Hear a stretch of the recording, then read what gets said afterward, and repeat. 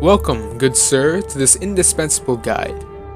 Within these pages, I, your humble author and guide, will describe to you the great city of Whiterun, the jewel of the north. Whiterun offers numerous diversions for the man in search of adventure, fortune, and companionship, whether for a night or for a lifetime. The city is graced with not one, but two worthy taverns, and there are maids and wenches aplenty.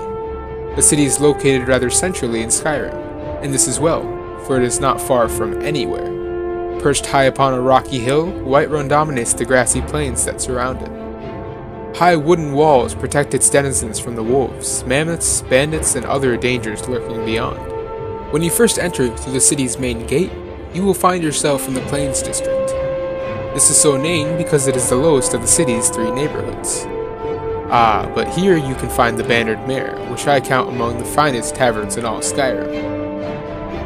The scenery within is quite compelling if you have an eye for the fairer sex. A stout lass named Hulda tends the bar. Don't let the stony Nord exterior fool you, for she is possessed of that same fiery passion that all Nord women try so hard to conceal. Sadia, the barmaid, is an exotic Redguard beauty. She is quite mysterious, and your humble author is determined to learn her secrets. Outside the Bannered Mare is a modest marketplace, and here's where I found true love, though I would never deter a fellow hunting hound from the chase. For indeed, why should I author these tomes, if not to provide guidance in this very matter? I must ask you that you do me this one kindness. Her name is Carlotta Valencia, and she is a magnificent beauty who makes a modest living selling bread and produce in the daylight hours. By the gods, I will make that feisty beauty mine someday. And of course, there are other services to be found in the Plains District. Balthor's General Goods offers various and sundry wares for the adventurous traveler. And Arcadia's Cauldron offers what tonics and herbs one would expect from an apothecary's shop. Arcadia herself is an amiable sort.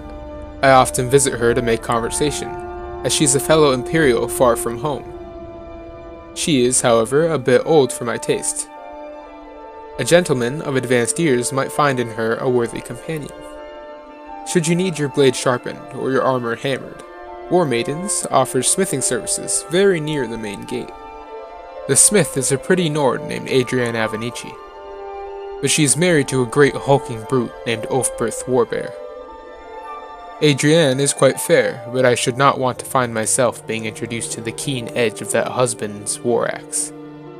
If married ladies are your preferred sport, then have at it, but don't say that you weren't warned.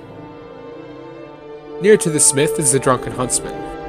Here, some of the wealthier gentlemen gather to share both drink and rumors of the wide world.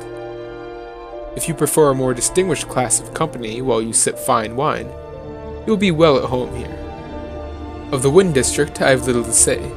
Most of the buildings in this second tier of the city are residences, though there is also a Temple of Kynirth in Jorrvaskr, the Mead Hall of the Companions. There are some intriguing prospects to be found in the Mead Hall should you favor a strong and fearless warrior woman. You will find little game at the temple, however. The priestess Danica Purespring is interested almost exclusively in spiritual matters. At last we come to the Cloud District, exclusive domain of the Jarl's castle. I have had some merry adventures within the stone walls of Dragon's Reach, let me tell you. The serving girls are most easily impressed by a well-spoken Imperial.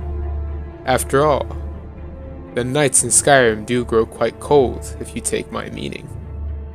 And I will not deny that I visited the town's jail once or twice, which can be found in the lower levels of the palace. As for the Jarl and his court, take pains to avoid them. I find that they lack any sense of humor or appreciation for the Imperial culture. Besides which, they are all wealthy men, and so must be viewed as your most serious competition.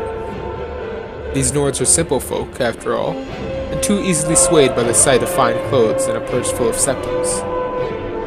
Now, I will conclude this work by wishing you great success in your pursuits of women and wine. Spare a moment, in your revels, to think of me, your humble author, and the risks I have taken to bring you this most thorough report on all things of interest to the discerning gentleman in the grand city of Whiterun. But I will not lie and say that it was all a hardship. After all, Who could want to sleep alone in such a cold and hard land as this? Not I.